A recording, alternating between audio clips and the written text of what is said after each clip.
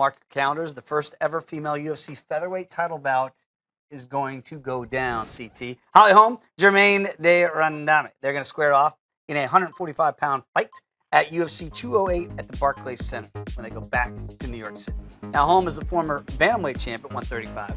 She's a world boxing title holder. She's going to try to become the fourth fighter in UFC history to win titles in multiple weight classes. She gets that shot, and she has lost her last 3 fights. It's rather impressive she even gets that shot.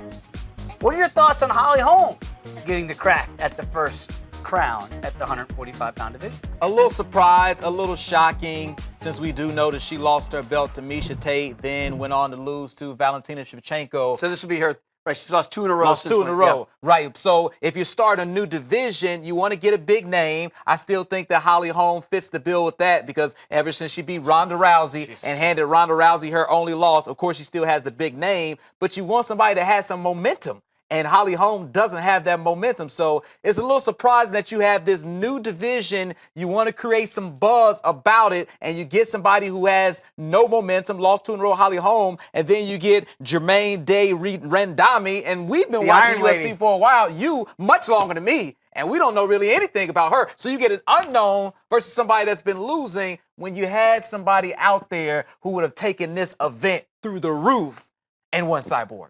Surprising. Cyborg said she needed another month. Couldn't get ready in February. Needed March. So. But if you, and I understand your point. But if you're the UFC, what's the rush though? That would be my point. Why are you rushing? I wonder if they even. And look, it's done. We're going to get the Iron Lady against Holly Holm. Sure. That's what it's going to be, and we'll all enjoy it when that day comes. But I think we can, as you say, kind of look back and say, why couldn't they wait 1 more month? Could they have reached out to Miesha Tate? I know Miesha says she's retired. Okay. What a hell of a rematch that would have been. If Miesha, who was struggling to make weight, as we call it in her last fight, right? So if she can't make the weight and Holly's willing to go to 145, that would have been a natural matchup in a great rematch. Holly had the belt, and Miesha took it from her at 135. Put those two back in.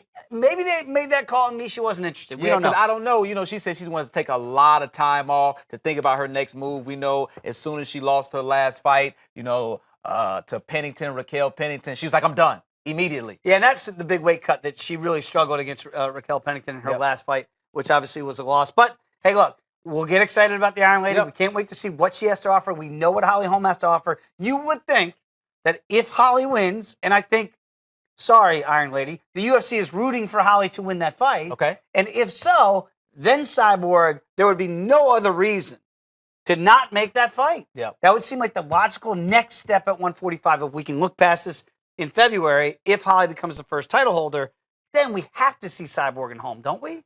I agree, but then what happens to the whole bantamweight division? Because remember, we had this little round robin with Nunes, Holm, Tate.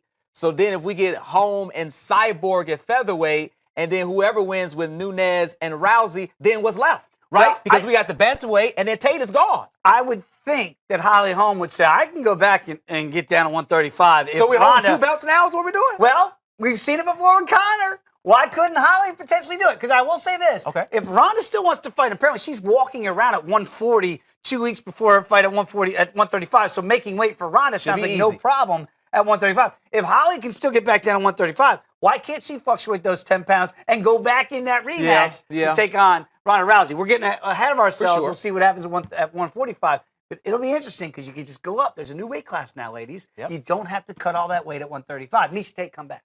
Stop it. That's what I want her to do. She's done. Miesha, you don't have to get down to 135 anymore. You can fight at 145.